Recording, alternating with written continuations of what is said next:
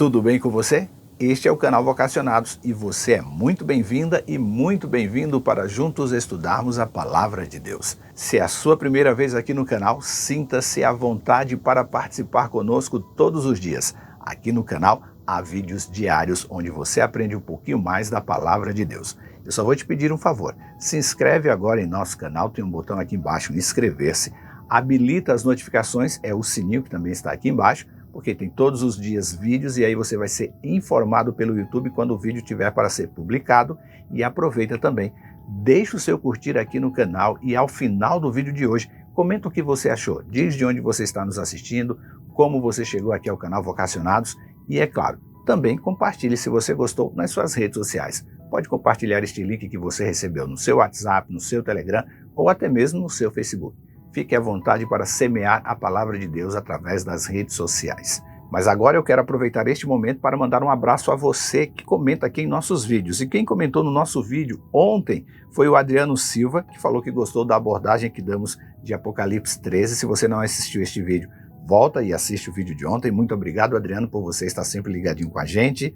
A Júlia Costa comentou fazendo um pedido de oração. Ela vai fazer uma cirurgia para retirar um mioma. Que Deus possa fazer o melhor na sua vida, que Ele direcione os médicos que participarão deste momento tão delicado na sua vida. Eu vou continuar orando por você e vai mandando notícias aqui pra gente, para saber da sua recuperação e seguirmos orando por você e por sua família. Quem também comentou em nossos vídeos foi o Renato Fernandes, que fala que conheceu o canal Vocacionados pela Web Rádio Ecoar.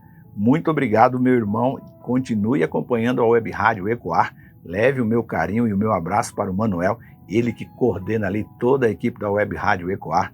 Forte abraço para vocês aí, pessoal que é lá de Curitiba, no Paraná. Também aqui a Arlete Silva e o Adilson Paulino e a Patrícia Américo.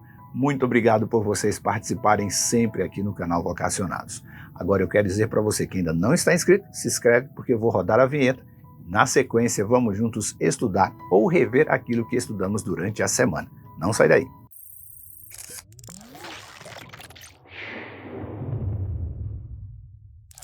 Diz a Bíblia, eu, porém, invocarei a Deus, e o Senhor me livrará.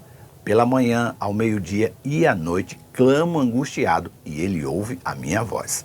Salmo 55, versículo 16 e 17. Começamos o estudo desta semana citando também um versículo do livro dos Salmos, que também fala sobre o cuidado de Deus por seus amados filhos naqueles momentos de maiores dificuldades. Você lembra quais foram estes versículos? Foram dois. Se você foi traído por sua memória, depois leia as palavras de Davi no Salmo 50, versículos 14 e 15. Estes versos nos ajudaram em nossa caminhada para atingirmos a compreensão de que em Deus somos capazes de realizar toda boa obra, mas sem a ajuda divina, nada do que propormos concluir em nosso coração a cada dia será realizado a contento. Isso porque todas as vezes que apoiamos as nossas realizações e expectativas apenas em nossos talentos, o fracasso acaba sendo o único resultado garantido. E sim, foi o próprio Jesus que expressou esta verdade lá no Evangelho de João. E ele disse, sim, eu sou a videira, vocês são os ramos. Quem permanece em mim e eu nele, produz bons frutos, pois sem mim vocês não podem fazer coisa alguma. João 15, versículo 5. Mas sabe qual é a maior incoerência no meio do arraial dos santos do Senhor? É que há muitos filhos e filhas de Deus tentando resolver os seus problemas sozinhos e nem sequer oram para apresentá-los diante de Deus. Mas começamos falando sobre uma angústia. Mas que tipo de angústia Davi está falando?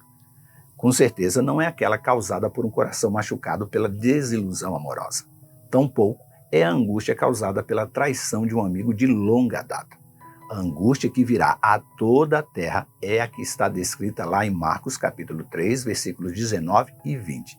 Uma angústia que, segundo a Bíblia, não encontra um precedente em toda a história da humanidade. E não à toa, a palavra de Deus chama este período vindouro de a grande tribulação.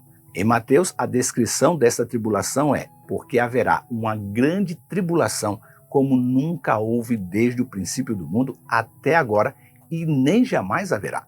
Mateus 24, versículo 21. Mas a mesma Bíblia que diz que haverá um período de grande tribulação, Diz também que, se tivermos fé no Deus da Bíblia, ao final da grande tribulação, seremos bem-sucedidos. É na Bíblia que está sintetizado a vitória que vem pela fé. Na Bíblia lemos: escutem, povo de Judá e moradores de Jerusalém. Creiam no Senhor o seu Deus e vocês estarão seguros. Creiam nos profetas do Senhor e vocês serão bem-sucedidos. 2 Crônicas, capítulo 20, versículo 20. Foi neste momento em nosso estudo que usamos a história do rei Josafá para exemplificar a vitória que vem por meio da fé. E quem foi Josafá? Um rei que temia a Deus, que deu continuidade ao avivamento de Judá que havia sido iniciado por seu pai, o rei Asa. E sobre Josafá, a palavra de Deus o descreve assim: buscou o Deus de seu pai e obedeceu a seus mandamentos, em vez de seguir as práticas perversas do reino de Israel. 2 Crônicas, capítulo 17, versículo 4. Mas agora a situação que estava diante do rei Josafá era angustiante. Caminhava contra o reino de Judá um grande exército, fruto da união de dois povos, lembra? Moabitas e Amonitas, e até alguns outros amonitas que viviam como nômades ali na parte sul da fronteira com Judá. Eram muitos homens. Você lembra qual foi a reação do rei de Judá diante da cena angustiante? Josafá teve medo. O rei que havia exortado o povo a confiar em Deus é o mesmo que agora está com medo. Josafá estava amedrontado. Foi diante deste grande desafio que estava aí à sua frente que ele, depois de ser orientado pela mensagem de Deus, que veio pelo profeta Gade, que ele então disse: escutem, povo de Judá e moradores de Jerusalém.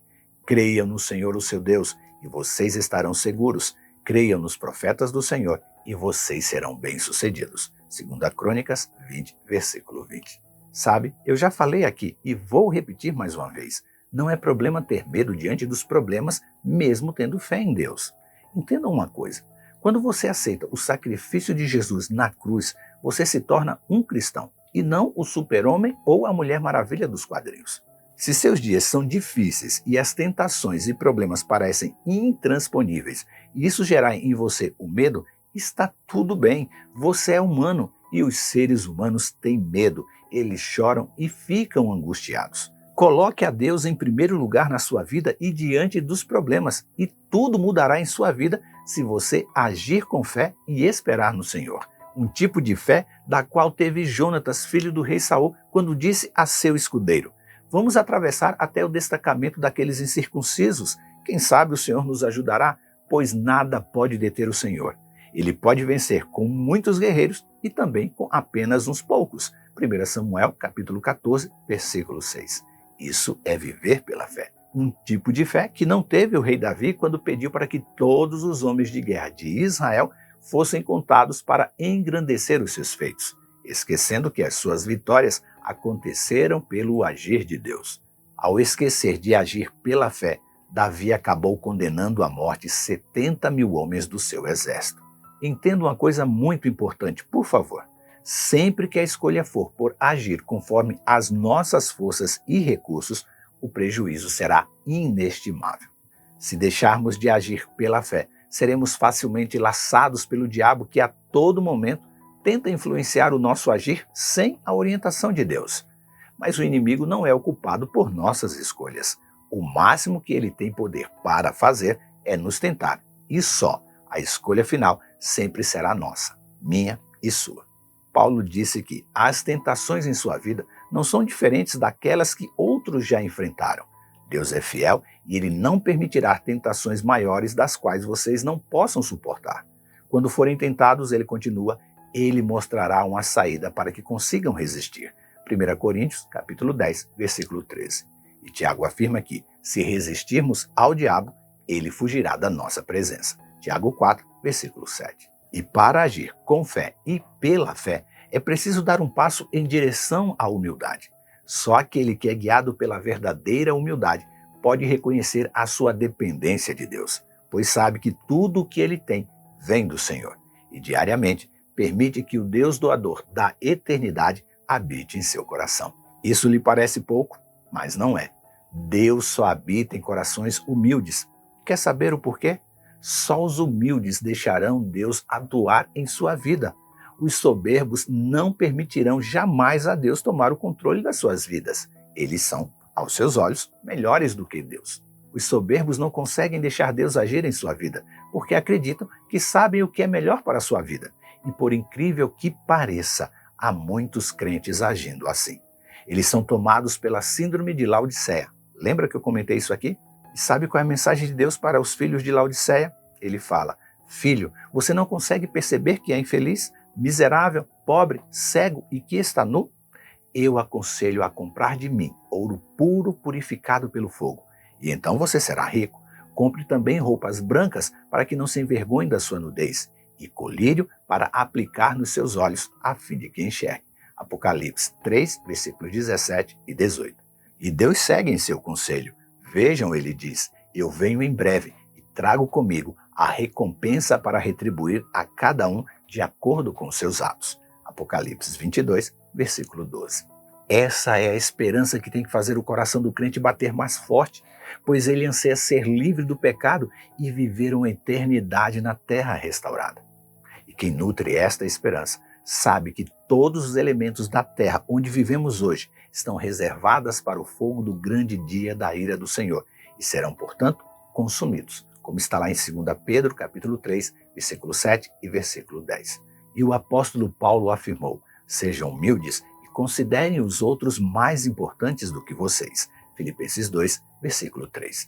E para viver uma vida de humildade, é preciso praticar sempre a misericórdia, a benignidade, a mansidão, a longanimidade, o perdão e o amor, pois estas são as verdadeiras características dos humildes de coração. Colossenses 3, versículo 12 a 14. E agir assim nos levará a viver uma vida de fé, de entrega total das nossas ansiedades a Deus, que vai nos conduzir a uma vida eterna de humildade diante dele para sempre. Foi neste momento, então, do estudo que eu afirmei que quando vivemos assim, estaríamos prontos para fazer as escolhas baseadas nas verdadeiras prioridades, pois já havíamos compreendido que ninguém pode servir a dois senhores, pois, afinal, odiará um e amará o outro, será dedicado a um e desprezará o outro. Vocês, diz a Bíblia, não podem servir a Deus e ao dinheiro. Mateus 6, versículo 24. Mas será que esta compreensão ficou realmente clara? Será que você ainda se questiona como Deus pode estar em primeiro lugar diante de todas as prioridades da vida? Eu tentarei aqui mais uma vez explicar como eu acredito o que é deixar Deus ser o primeiro lugar em nossa vida. De forma direta, é colocar a Deus no centro da nossa vida, fazendo da sua presença a prioridade máxima sobre todo o resto. Exatamente isso, prioridade máxima sobre todo o resto.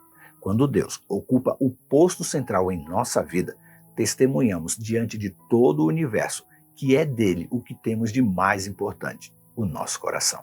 E quando essa entrega acontece, eu afirmei que imediatamente vem uma bênção. Você lembra qual era esta bênção? A bênção é que todos ao redor notarão a diferença de quem tem um discurso de que ama a Deus daquele que vive o discurso. Mas no estudo de ontem, vimos que há também um desafio para quem coloca a Deus no centro da sua vida. Para estes, o inimigo vai vir com todas as suas investidas para derrubar e destruir aqueles que estão de pé firmado na rocha eterna.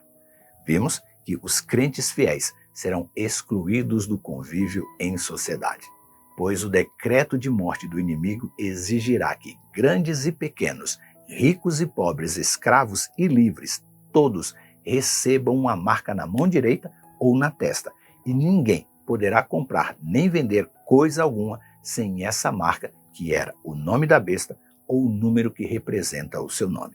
Isso está em Apocalipse 13, versículos 16 e 17. Mas também afirmei que para esta grande investida do inimigo nos últimos dias, temos na palavra de Deus mensagens de esperança para o seu remanescente fiel, e escolhemos como a mensagem de esperança as palavras de Davi no Salmo 31, onde o rei pastor exalta a bondade de Deus para aqueles que o amam. Davi afirma: como é grande a tua bondade que reservastes para aqueles que te temem e que à vista dos homens concedes àqueles que se refugiam em ti. No abrigo da tua presença os escondes das intrigas dos homens e na tua habitação os proteges das línguas acusadoras. Bendito seja o Senhor, pois mostrou o seu maravilhoso amor para comigo, diz Davi, quando eu estava numa cidade cercada. Salmo 31, versículos 19 a 22. E se também meditarmos no versículo de hoje, também extraída do livro de Salmos, não temos o que temer das investidas do inimigo contra nós, pois nos momentos de provações, assim como Davi, eu e você podemos afirmar: eu, porém, invocarei a Deus, e o Senhor me livrará. Pela manhã, ao meio-dia e à noite, clamo angustiado, e ele ouve a minha voz.